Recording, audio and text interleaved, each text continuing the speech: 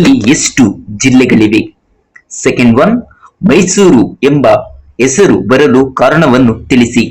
Third one, Mysuru ಸಂಸ್ಥಾನದ ಬೆಳವಣಿಗೆಗೆ 20ನೆಯ ಶತಮಾನದ ಆದಿ ಭಾಗದಲ್ಲಿ ಕಾರಣರಾದ ಒಡೆಯರ್ ಹೆಸರನ್ನು ಬರೆಯಿರಿ. ಫೋರ್ತ್ ಒನ್, ಕರಾವಳಿ ಪ್ರದೇಶವನ್ನು ಬ್ರಿಟಿಷರು ಮೊದಲು ಏನೆಂದು ಕರೆದರು. ಫಿಫ್ತ್ ಒನ್, ಮೈಸೂರು ವಿಭಾಗದ 2 ಪ್ರಸಿದ್ಧ ನದಿಗಳ ಹೆಸರು ಬರೆಯಿರಿ. ಸಿಕ್ಸ್ತ್ ಒನ್, ಮೈಸೂರು ವಿಭಾಗದ ಜಿಲ್ಲೆಗಳಲ್ಲಿ ಅತಿ ಹೆಚ್ಚು ಮಳೆ ಬೀಳುವ ಜಿಲ್ಲೆ ಹಾಗೂ ಅತಿ ಕಡಿಮೆ ಬೀಳುವ ಜಿಲ್ಲೆ ಯಾವುದು? ಸೆವೆಂತ್ ಒನ್, ಮೈಸೂರು ವಿಭಾಗದ ಜಿಲ್ಲೆಗಳಲ್ಲಿ ದೊರೆಯುವ 2 ಖನಿಜಗಳ ಹೆಸರನ್ನು ಬರೆಯಿರಿ. ಏತ್ ಒನ್, ಮೈಸೂರು ವಿಭಾಗದ ಕರಾವಳಿ ಜಿಲ್ಲೆಗಳಲ್ಲಿ ಜನರ ಮುಖ್ಯ ಉದ್ಯೋಗವೇನು? ನೈನ್ತ್ ಒನ್, ಮೈಸೂರು ವಿಭಾಗದಲ್ಲಿರುವ 2 ಪ್ರಸಿದ್ಧ ಅರಣ್ಯ ಪ್ರದೇಶಗಳಾವುವು? ಟೆಂತ್ ಒನ್, ಮೈಸೂರು ವಿಭಾಗದ ಜಿಲ್ಲೆಗಳಲ್ಲಿ ನೆಲೆಸಿರುವ 2 ಬುಡಕಟ್ಟು ಸಮುದಾಯಗಳ ಹೆಸರನ್ನು ಬರೆಯಿರಿ. 11th ಒನ್, 2 ಪಕ್ಷಿಧಾಮ ಮತ್ತು 2 ವನ್ಯ ಮೃಗ ಧಾಮಗಳ ಹೆಸರನ್ನು ಬರೆಯಿರಿ. 12th ಒನ್, ಮೈಸೂರು ವಿಭಾಗದಲ್ಲಿರುವ 2 ರಾಷ್ಟ್ರೀಯ ಉದ್ಯಾನಗಳನ್ನು ಹೆಸರಿಸಿ. 13th ಒನ್, ಮೈಸೂರು ವಿಭಾಗದ ಆಯ್ದ 6 ಮುಖ್ಯ ಬೆಳೆಗಳನ್ನು ತಿಳಿಸಿ. 14th ಒನ್, ಮೈಸೂರು ವಿಭಾಗದಲ್ಲಿ ಕೃಷಿಗೆ ನೀರಾವರಿ ಒದಗಿಸುವ 2 ನೀರಾವರಿ ಯೋಜನೆಗಳಾವುವು? 15th ಒನ್, ಮೈಸೂರು ವಿಭಾಗದಲ್ಲಿರುವ 3 ಮುಖ್ಯ ಉದ್ದಿಮೆಗಳನ್ನು ಹೆಸರಿಸಿ. 16th ಒನ್, ಕೊಡವರು ಆಚರಿಸುವ ಸುಗ್ಗಿ ಹಬ್ಬದ ಹೆಸರೇನು? 17th ಒನ್, ಕರ್ನಾಟಕ ಸರ್ಕಾರದ ನಾಟಕ ಸಂಸ್ಥೆ ರಂಗಾಯಣದ ಕೇಂದ್ರ ಸ್ಥಾನ ಯಾವ ನಗರದಲ್ಲಿದೆ? 18th ಒನ್, ಕನ್ನಡದ 2 ಪ್ರಸಿದ್ಧ ಕಾದಂಬರಿಕಾರರ ಹೆಸರನ್ನು ಬರೆಯಿರಿ. 19th ಒನ್, ಮೈಸೂರಿನಲ್ಲಿ ಶತಮಾನೋತ್ಸವ ಆಚರಿಸುವ ವಿಶ್ವವಿದ್ಯಾಲಯದ ಹೆಸರನ್ನು ಬರೆಯಿರಿ.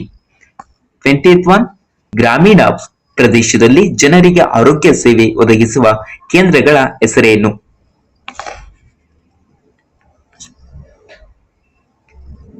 ನೆಕ್ಸ್ಟ್ 2 ಆರೋಗ್ಯ ಸೂಚಿಗಳನ್ನು ಹೆಸರಿಸಿ. 22nd, ಮೈಸೂರು ವಿಭಾಗಕ್ಕೆ ಸೇರಿದ 2 ಪ್ರಸಿದ್ಧ ಇಂಗ್ಲಿಷ್ ಕಾದಂಬರಿಕಾರರ ಹೆಸರನ್ನು ಬರೆಯಿರಿ. 23rd, ಸ್ವಾತಂತ್ರ್ಯ ಹೋರಾಟದ ಜೊತೆಯಲ್ಲಿ ಅಸ್ಪೃಶ್ಯತ ನಿವಾರಣೆ ಚಳುವಳಿಯಲ್ಲಿ ತೊಡಗಿದ್ದ 2 ಸಮಾಜ ಸುಧಾರಕರ ಹೆಸರು ಬರೆಯಿರಿ. 24th, ಶ್ರವಣಬೆಳಗೊಳವು ಯಾವುದಕ್ಕೆ ಪ್ರಸಿದ್ಧಿಯಾಗಿದೆ?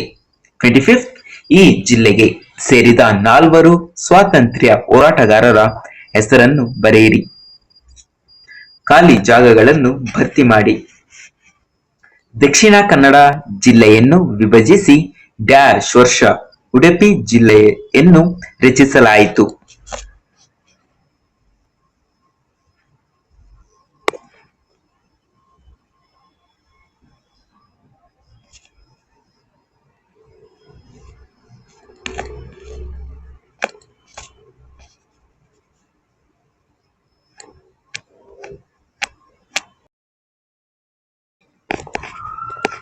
ಮೈಸೂರು ವಿಭಾಗ. ನಮ್ಮ ನಾಡಿನ ಮತ್ತೊಂದು ಆಡಳಿತ ವಿಭಾಗವೆಂದರೆ ಮೈಸೂರು ವಿಭಾಗ. ಮೈಸೂರು ಆರಂಭದಲ್ಲಿ ಒಡೆಯರ್ ರಾಜ್ಯದ ರಾಜಧಾನಿಯಾಗಿತ್ತು. ಈ ವಿಭಾಗದಲ್ಲಿ 8 ಜಿಲ್ಲೆಗಳಿವೆ. ಅವು ಮೈಸೂರು, ಮಂಡ್ಯ, ಹಾಸನ, ಚಿಕ್ಕಮಗಳೂರು, ಉಡುಪಿ, ದಕ್ಷಿಣ ಕನ್ನಡ, ಚಾಮರಾಜನಗರ ಮತ್ತು ಕೊಡಗು. ಈ ವಿಭಾಗದ ಆಡಳಿತ ಕೇಂದ್ರ ಮೈಸೂರು. ಈ ವಿಭಾಗವು ನದಿಗಳಿಗೆ, ಪರ್ವತ ಶ್ರೇಣಿಗಳಿಗೆ, ಅರಣ್ಯಗಳಿಗೆ, ವನ್ಯ ಮೃಗಗಳಿಗೆ, ಕಾಫಿ ತೋಟಗಳಿಗೆ, ಕರಾವಳಿಗೆ, ಬಂದರುಗಳಿಗೆ ಪ್ರಸಿದ್ಧವಾಗಿದೆ. ಇದು ಮೈಸೂರು ವಿಭಾಗದ ಜಿಲ್ಲಾವಾರು ಭೂಪಟ. ಮೈಸೂರು ವಿಭಾಗದ ಚಾರಿತ್ರಿಕ ಹಿನ್ನೆಲೆ. ಮೈಸೂರಿನ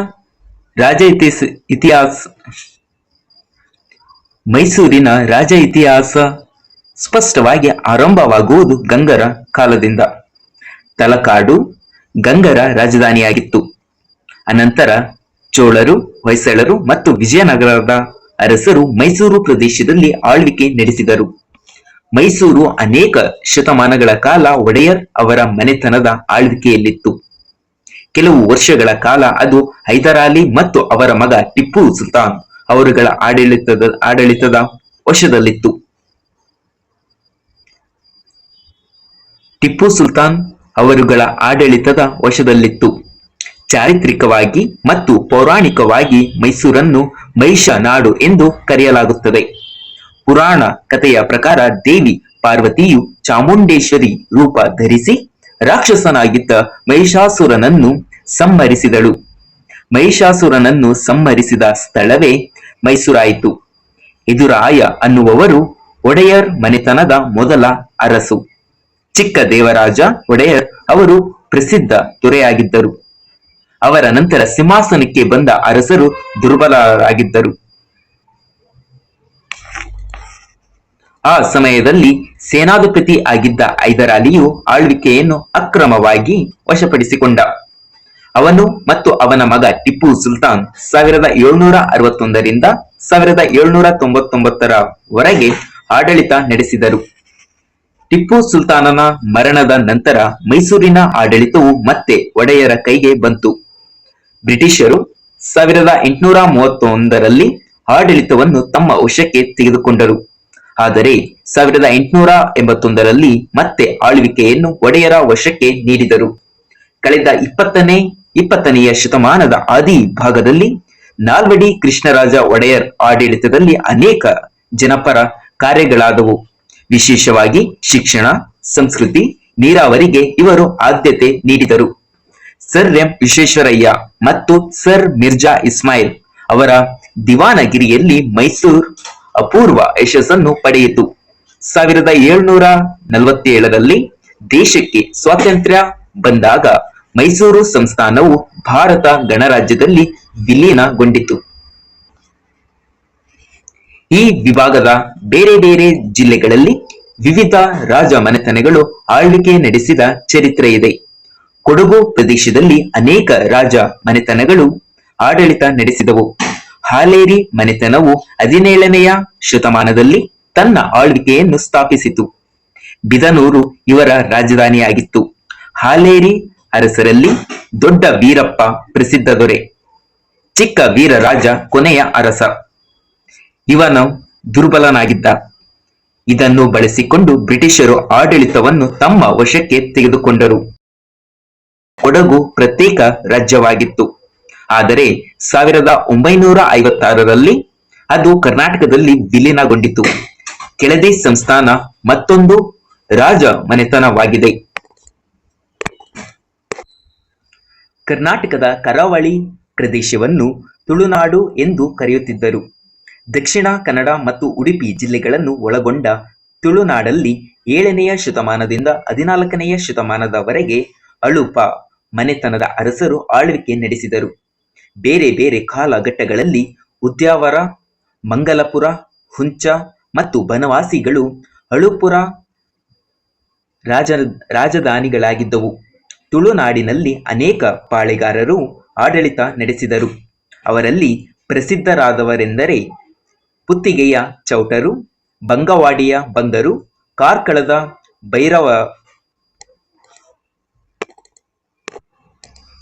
ಕಾರ್ಕಳದ ಭೈರವರಸರು, ಕಾಸರಗೋಡಿನ ಕುಂಬಳೆ ಅರಸರು ಮುಂತಾದವರು.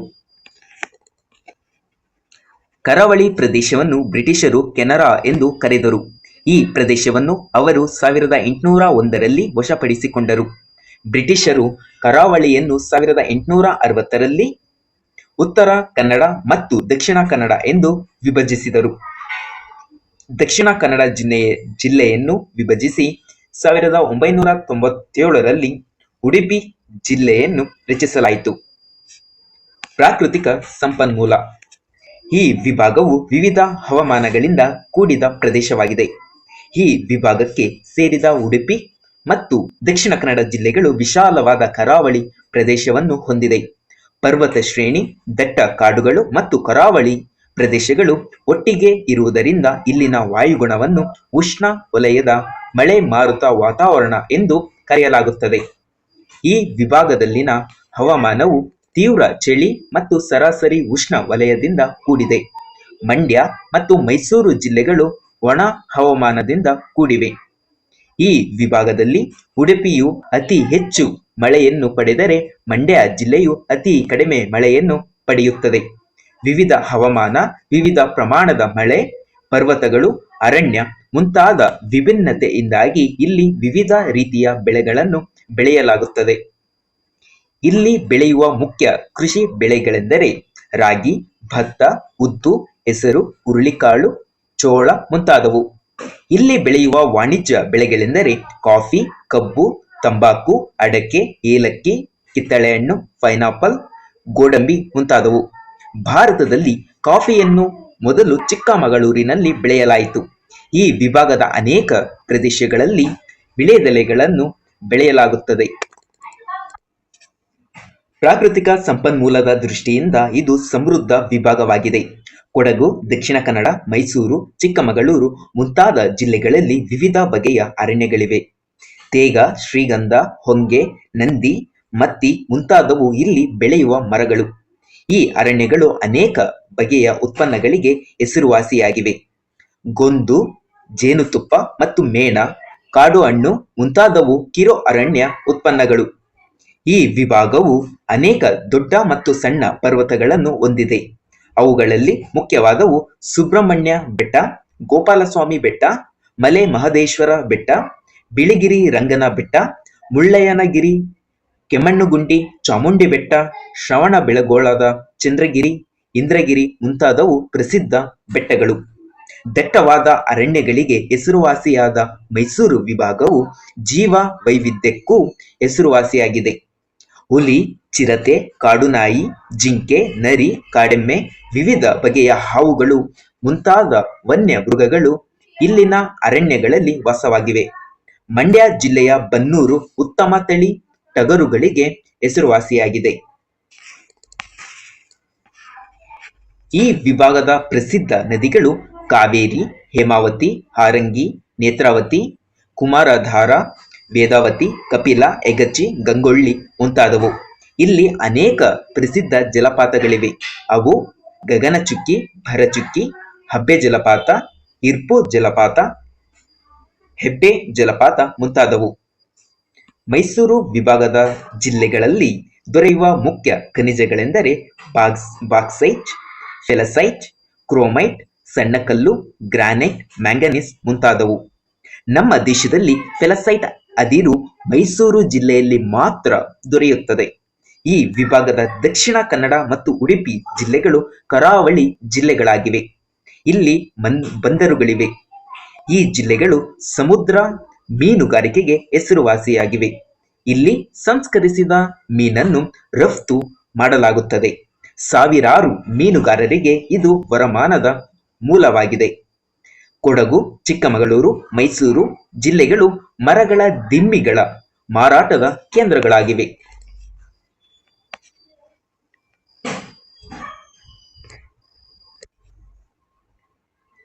ಅರಣ್ಯಗಳು, ವನ್ಯಮೃಗಗಳು, ರಾಷ್ಟ್ರೀಯ ಉದ್ಯಾನಗಳು. ಮೈಸೂರು ಅರಣ್ಯಗಳ ನಾಡು.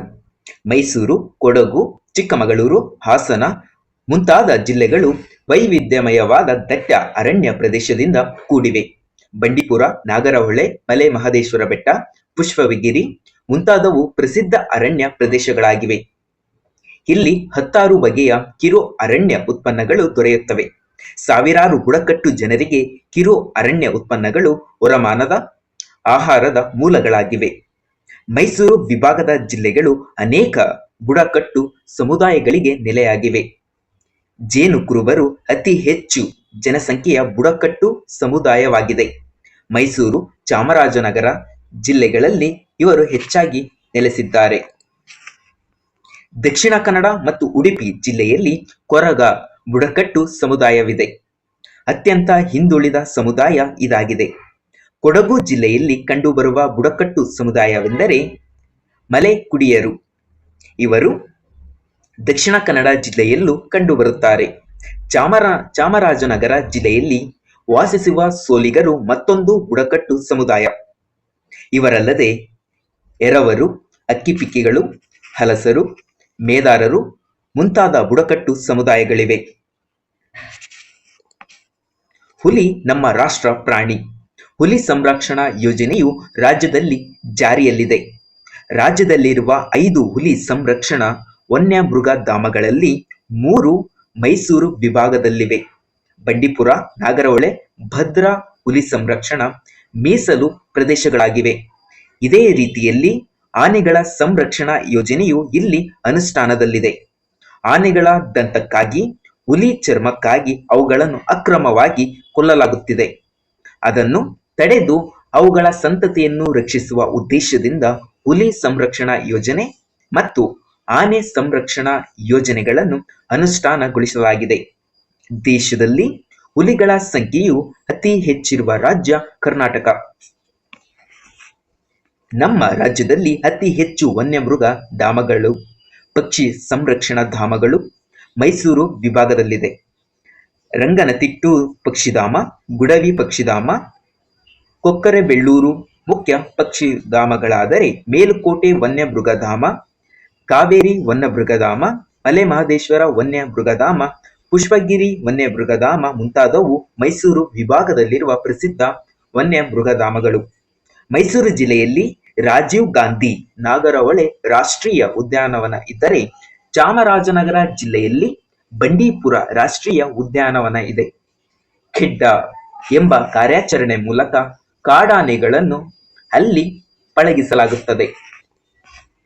ಕೃಷಿ ಮತ್ತು ಉದ್ಯಮಿಗಳು.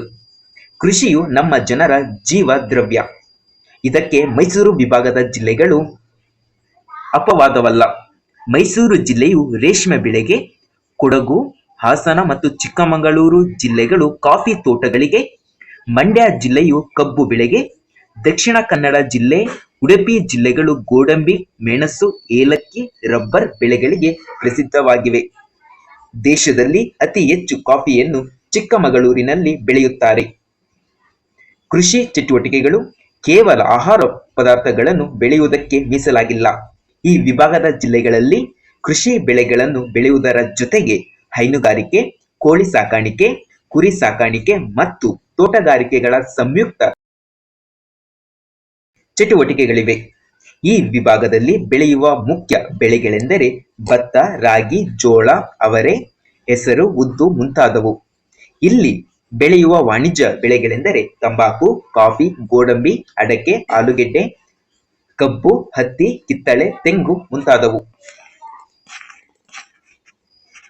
ಈ ವಿಭಾಗದಲ್ಲಿನ ಕೃಷಿಗೆ 4 ಯೋಜನೆಗಳಿಂದ ನೀರಾವರಿ ದೊರೆಯುತ್ತಿದೆ.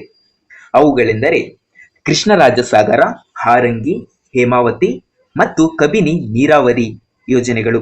ಈ ವಿಭಾಗದಲ್ಲಿ ಕೃಷಿಯ ಬೆಳವಣಿಗೆಗೆ ಅನುಕೂಲವಾಗಲು ಅನೇಕ ಕೃಷಿ ಫಾರಂಗಳನ್ನು, ಕೃಷಿ ಕಾಲೇಜುಗಳನ್ನು ಸ್ಥಾಪಿಸಲಾಗಿದೆ.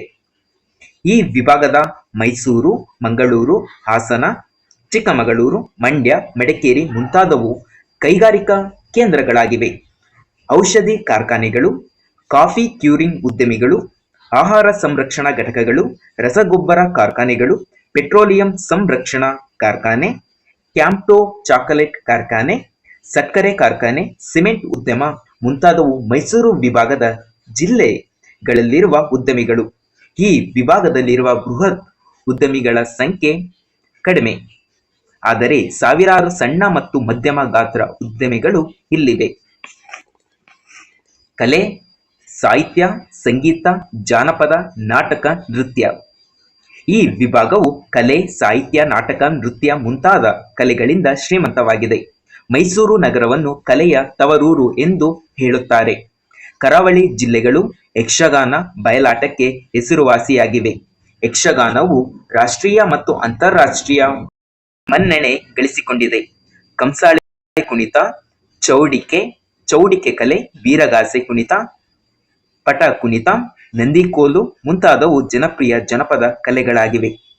ಕೊಡವರ ಹುತ್ತರಿ ಹಬ್ಬ, ಕರಾವಳಿ ಜಿಲ್ಲೆಗಳಲ್ಲಿನ ಭೂತಾರಾಧನೆ, ಕಂಬಳ ಮುಂತಾದವು ವಿಶಿಷ್ಟವಾದ ಜನಪ್ರಿಯ ಆಚರಣೆಗಳಾಗಿವೆ.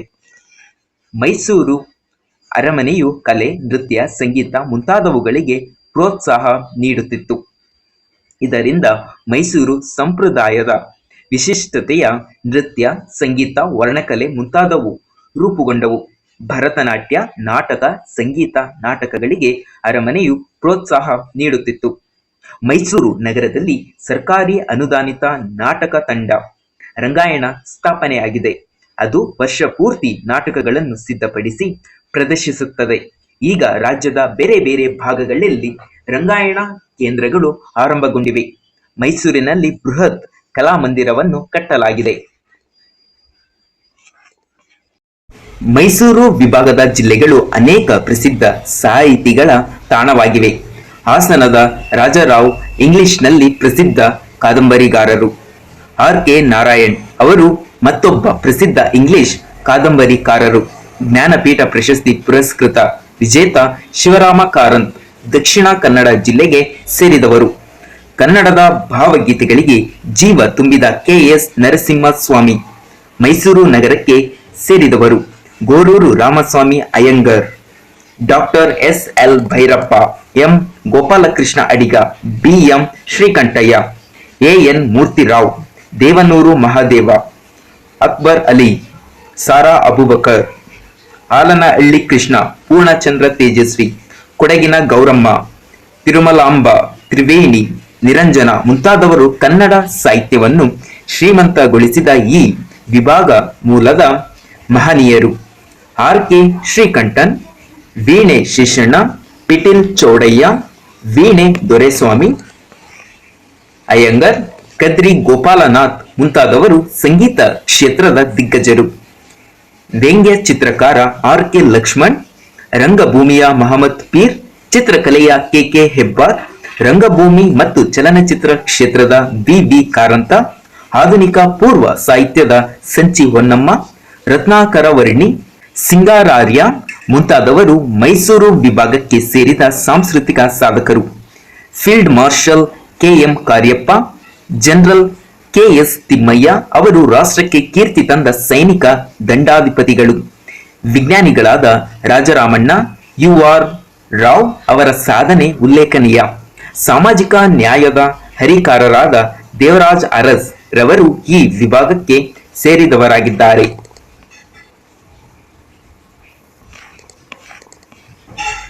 ಶಿಕ್ಷಣ ಮತ್ತು ಆರೋಗ್ಯ. ಮೈಸೂರು ಒಂದು ಶಿಕ್ಷಣ ಕೇಂದ್ರವಾಗಿದೆ. ಈ ವಿಭಾಗದಲ್ಲಿ ಸಾಕ್ಷರತೆಯ ಮಟ್ಟ ಉತ್ತಮವಾಗಿದೆ.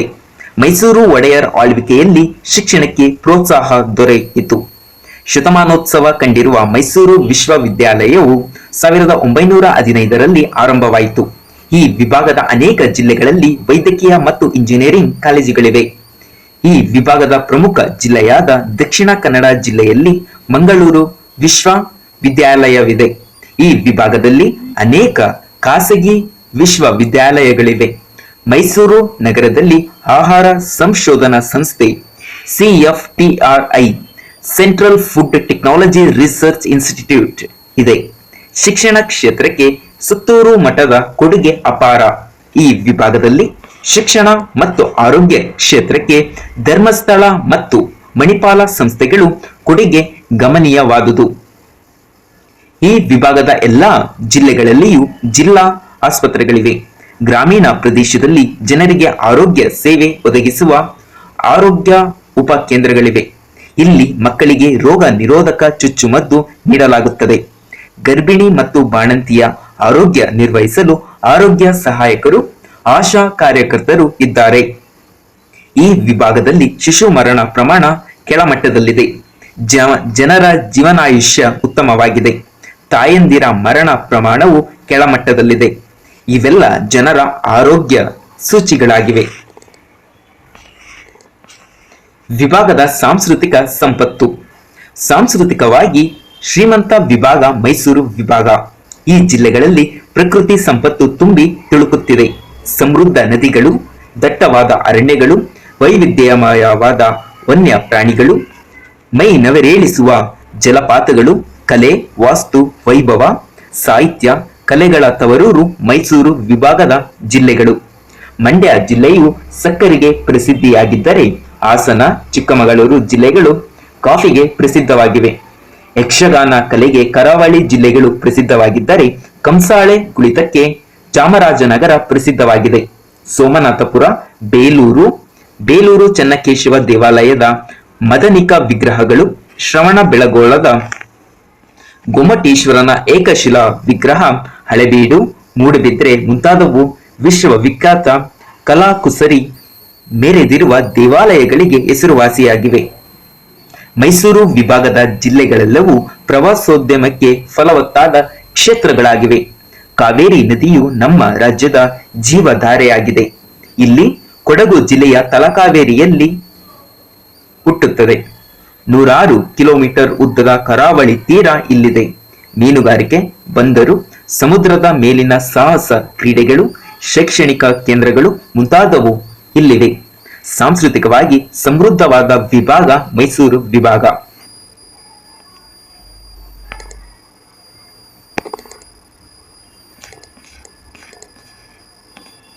ವಿಭಾಗದ ಸ್ವಾತಂತ್ರ್ಯ ಹೋರಾಟಗಾರರು. ಈ ವಿಭಾಗದ ಜಿಲ್ಲೆಗಳು ಸ್ವಾತಂತ್ರ್ಯ ಹೋರಾಟದಲ್ಲಿ